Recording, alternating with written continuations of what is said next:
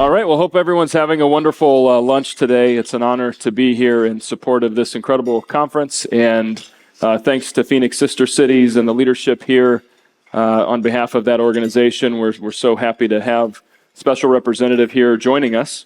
Maybe we'll dive right in if that's okay. Sounds great. So first of all, will you just tell us a little bit about yourself and your role, and specifically as Special Representative for Global Partnerships in the U.S. Department of State. Tell us a little bit about that role. Well, thank you, Chris, and thanks for the warm welcome to Phoenix.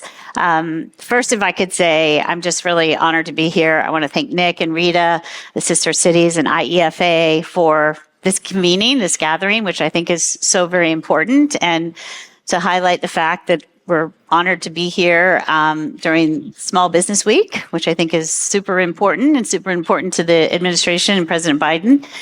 And I think that at this time in Phoenix is a really exciting time. There's just a lot of exciting things happening in terms of potential partnerships, a lot of influx of money around really critical sectors that are very important to our economy and to our country. And so it's really an exciting time to be here, all that's going on. I was at Thunderbird yesterday with the Global Chamber of Commerce, and I want to thank Doug Brunke for hosting us there in Gazelle. I also want to thank all the students who are here and taking time out from finals who presented the flags of the G20. I think that was a very special way to kick off and really inspiring for someone who works in the diplomatic business because it really represents, all those flags, the partnerships and the alliances that are so important. And as Secretary Blinken has said, partnerships and alliances are our most valuable strategic asset. And when you think about national security and economic security, forging partnerships around the world, both from a multinational perspective, but also from a business perspective, is so, so very important to our own national and economic security here at home. Peace and prosperity abroad, economic opportunity abroad equals peace and prosperity here at home, and opportunity, growing markets. So I am just really honored to be here with all of you and to have met with the small and medium enterprises that I met with yesterday and to hear more from you all today. But you asked a very specific question, and I've gone off on a little bit of a rambling tangent, but the Office of Global Partnerships is the intersection between where the private sector meets foreign policy and decision makers at the Department of State. And we rely very deeply on the private sector to help us as we implement on our foreign policy goals. Government can't do it all alone. There's just no way. This world is too complex, too challenging, rapidly changing. And so we rely and we need, our policymakers need to rely and hear from and partner with the private sector in terms of innovation and technologies and to help us implement and achieve on the many, many goals that we have in terms of foreign policy, commercial diplomacy. So that's a short, long answer of our office. Well, it's exciting to hear that, and I can tell you, as someone who's lived here for 20 years, this thought of partnership, it kind of goes unsaid here because we're used to working together as a public and private sector model. And whether it's associated with organizing industry strategies, working with academia, working in foreign markets to really showcase how a region and a state can work together with local leaders to ensure that we have the requisite infrastructure, talent base, all the associated factions in place. We're used to that here. So we're excited to hear your commitment and passion around those efforts. And I think I get to ask you questions, which is different for a fireside chat, but I think we're going to go back and forth a little bit. So you run one of the oldest public-private partnerships in the world, which is your Economic Council. If you could talk a little bit more about the work you do and your perspective and how you think that aligns, as you say, with the work that we're doing at the State Department and the focus that we have on economic prosperity here and abroad. Yeah, I think you mentioned something that I certainly reconcile, that the markets are changing so quickly. Foreign and domestic activities at unparalleled levels, and I observe the significant level of funding that's gone into efforts related to the IRA and IIJA, and certainly the CHIPS and Science Act, which we've been a big beneficiary of. But in addition to that, tech hubs and so many other efforts that have really propelled this region to become one that was historically known for retirement, or maybe sunshine and golf, or maybe even call centers or resort communities. We've evolved to become a global identity for a leading semiconductor market, one of the top med device regions in the entire United States. That wouldn't have happened without this view of public-private partnerships. And again, our organization goes back to 1989, and I've been so fortunate to work with, I could probably name 50 to 75 people in this room that have really been a well-oiled machine to allow us to intentionally shift our economy, one that's based on innovation, one that's based on exports and advanced manufacturing.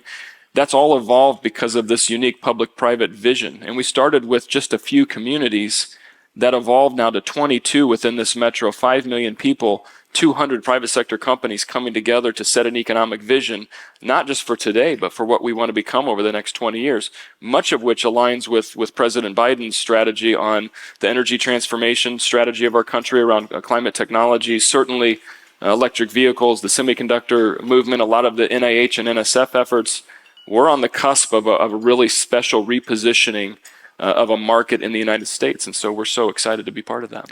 Well, that's great. Thank you very much. Well, let me shift to the public-private partnership examples you referenced, or the kind of thought process you referenced. Tell me a little bit about the specific examples. I know beforehand you mentioned ASU and a few others that you've explored and nurtured nationally and internationally. What does that look like, a couple of those examples? Well, so you mentioned the energy transformation, which is a huge priority globally and here at home in terms of clean energy and the impacts that has on our economy, the opportunity for jobs and growth that comes with this energy transformation, and how we're using access to more electric vehicles and manufacturing and energy sources, energy storage, all types of really, innovative technologies that are growing and provide a huge opportunity for jobs and growth. And so one of the things in our office that we focus a lot on is climate and climate action. And most of the work that we do is abroad in emerging markets and emerging developing regions. And a big focus is on climate entrepreneurship, and climate impacts are affecting so many of our communities around the world. And yes, there are devastating impacts, but we also have to flip the coin and see the opportunities that these climate conditions are actually shifting jobs, opportunities, and creating opportunities for mitigation efforts that are redirecting and diversifying economies. And so we spend a lot of time helping lift up climate entrepreneurs who are around the world. We have 8 impact hubs. You mentioned hubs and tech hubs, innovation hubs. Most of it is tech driven because that's the way the world is today. And so as we look at improving agricultural outcomes or water outcomes or access or digital transformation, climate entrepreneurship has a lot of importance in that. And so creating opportunities for jobs overseas and creating business opportunities for these climate entrepreneurs is really important. And I want to encourage everyone here who may have some connection to climate action and climate impacts to think about partnerships with us. The State Department state.gov and partnerships is our website, and you can see a lot of the work that we're doing in more detail there. But we are looking for companies and academic institutions, think tanks who are interested in helping lift up this ecosystem of entrepreneurship. Because, as I said before, we're looking to create markets for products and services, going both ways, and looking for opportunities to grow upskilling, STEM education. How do we serve marginalized communities, women, girls?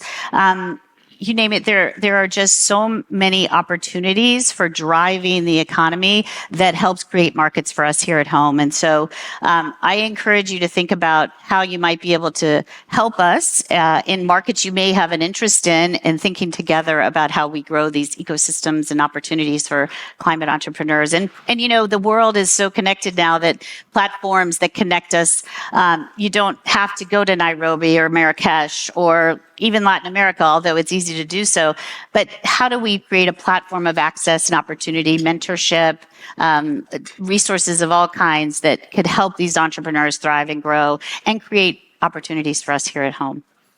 Yeah, that's really exciting. We had a chance to chat for a few moments before we came out on stage, and you mentioned both yourself and the team were like, wow, it's really hot here. And I said, well, we're only getting started. Like, this is just the beginning.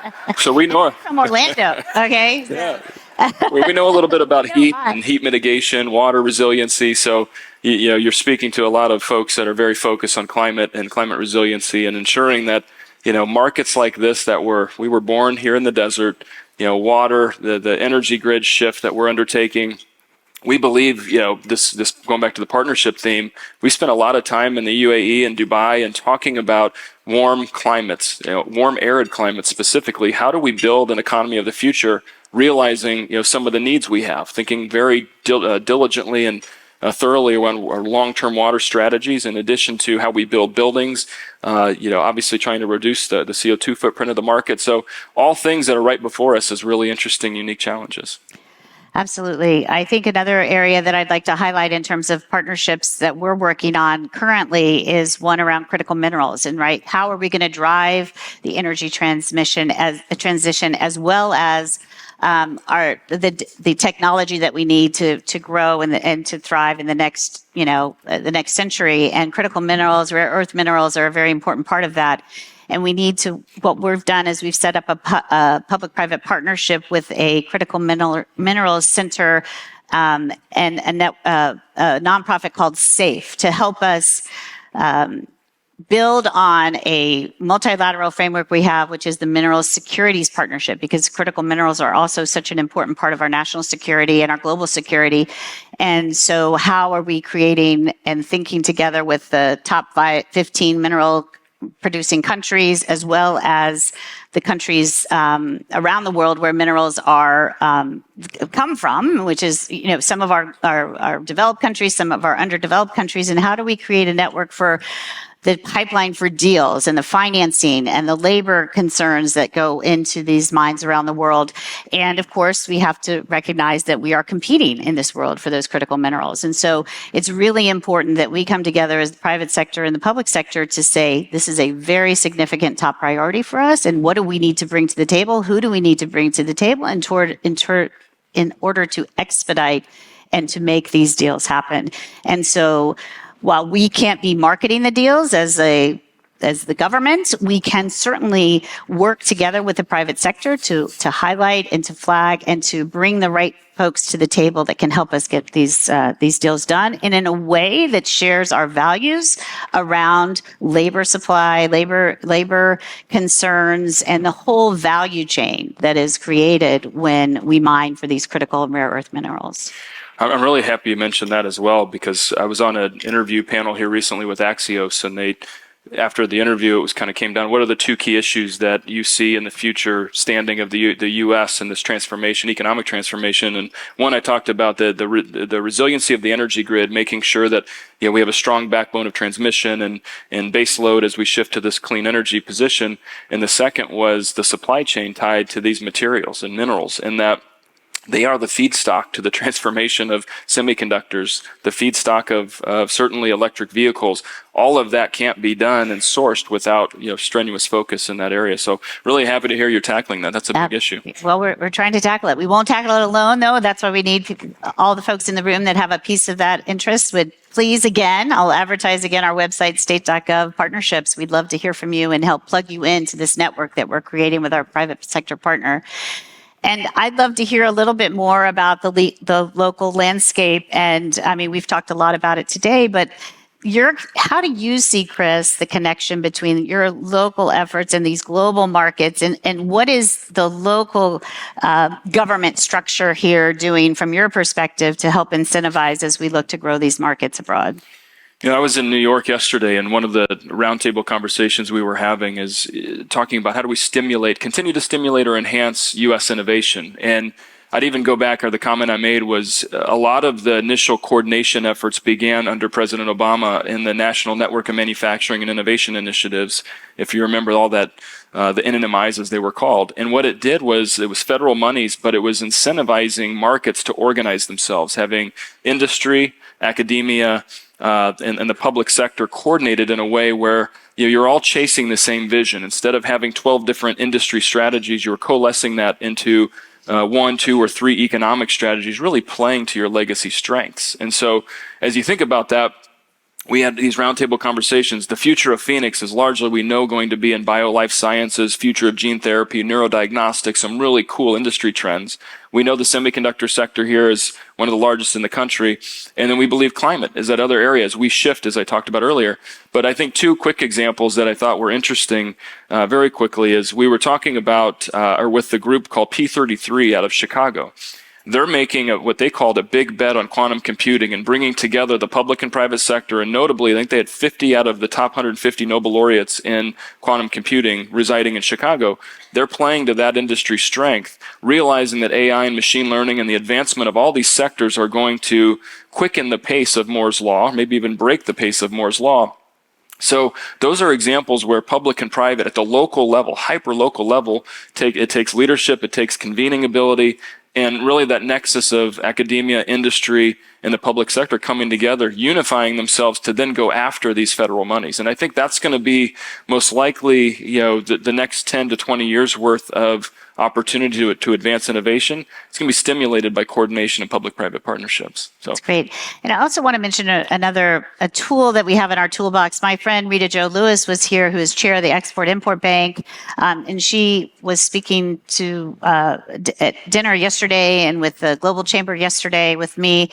And I'd like to say, and I want to make sure that we put out the plug for some of the financial tools that are available to American businesses who are looking to export abroad, and that is the Export-Import Bank, which has been around since Reconstruction after World War II, and does help provide loans and manifest opportunities for exports abroad. And I think sometimes, there's some famous lines around, I'm here from the federal government, and what's the scariest line you ever heard? I'm here from the federal government. I'm here to help. Actually, we have a lot of resources available. I would love to be an opportunity to help steer to some of those financial tools that we do have in government to help with this expansion and growing the economy, which is, I can tell you, yes, we have a lot of conflicts around the world. We have a lot of challenges today, but we also are very, very focused, full steam ahead on how are we growing this economy from the middle out and the bottom up, and making sure that we have opportunity at home and abroad for lives and livelihoods to prosper. And that really is a huge focus of the work that we do, and I'm very proud to be doing it.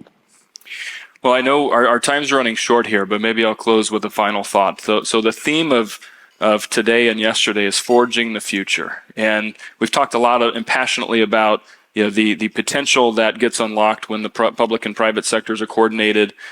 Through your lens, I see that passion of ability to unlock industries in ways that have never been unlocked before, in part because we are seeing a massive global influence today on the United States, and we're also seeing the changes happen so rapidly that we have to be nimble enough to meet those changes. And so what would you leave the audience here with in terms of your mind of forging the future? How do you induce these new partnerships? What makes to your point, what makes industry and others want to get activated in working with the federal government? Well, I just think there's just huge opportunity and huge potential. We're here celebrating forging the future in the Americas. I think that's what's grounding us here today. What Nick has brought us all here to think about, and really thinking about how do we strengthen our partnerships and alliances to help us do that. We have a framework which we have put into place, which is the America's Prosperity, which is all about the Western Hemisphere, and how are we, while Latin America may have been neglected for many, many, many decades, how are we seeing and reframing the opportunities there to help grow that emerging market in ways that benefit all of us? And so I think it's thinking globally, the ITSE program that we have with ASU, the $15 million to train up in semiconductor nearshoring, providing opportunities abroad that do benefit us. I think it's just thinking, we have to think in a global lens about what the future what brings for us. And so this whole idea that we could go it alone is just not, as we know, sustainable. We saw it during the pandemic. We saw the challenges and the risk and the kind of some of the scary scenarios that we know we need to prepare for, and that means growing the world economy. Wonderful. Well, I certainly know I can speak on behalf of our Phoenix leaders here between the Global Chamber, Sister Cities, the City of Phoenix, many others. GPEC, we're really committed to working with you and your office to stimulate great conversations about the future of our national economy in ways that we can induce action, and that's what we're all about. So please join me in a round of applause for the Special Representative being here. Thank you, Chris. Thank you.